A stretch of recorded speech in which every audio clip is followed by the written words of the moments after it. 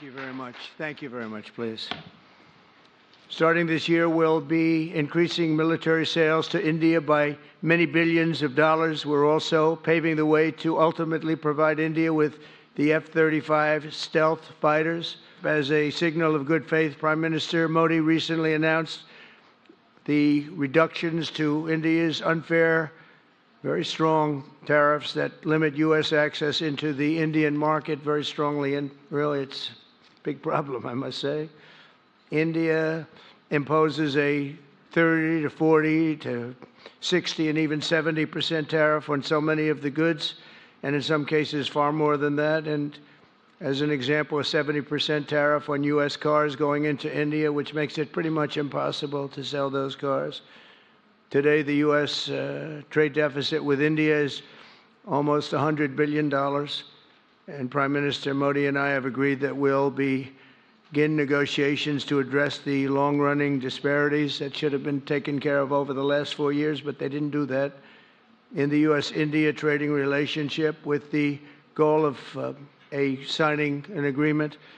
And we want, we want a certain level playing field, which we really think we're entitled to, and he does also, in fairness. So we're going to work on that very hard, and we can make up the difference very easily with the deficit, with the sale of oil and gas, LNG, of which we have more than anybody in the world. When America and India work together, that is, when it's MAGA plus MEGA, it becomes MEGA, a mega partnership for prosperity.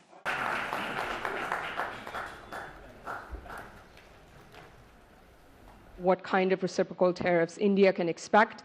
Are you willing to make any concessions? And how can India head off these tariffs?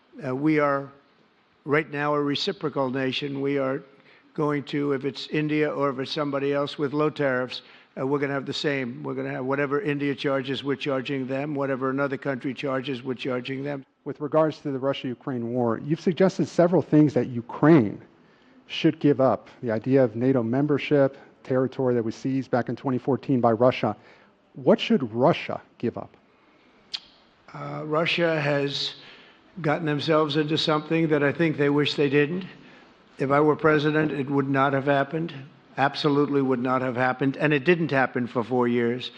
If you look at what has taken place under President Bush, they lost a lot. Under President Obama, they lost Crimea.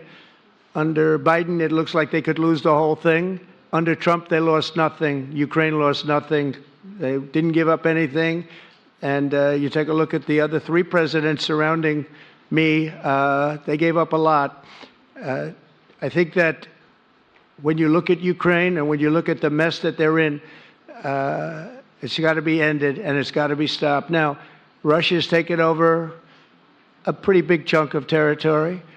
And they also have said from day one, long before President Putin, they've said they cannot have Ukraine be in NATO. They said that very strongly. I actually think that that was the thing that caused the start of the war. And Biden said it, and Zelensky said it, and I think that was one of the reasons, one of the starts of the war. But from long before Putin, they said you cannot have Ukraine going in any way into NATO.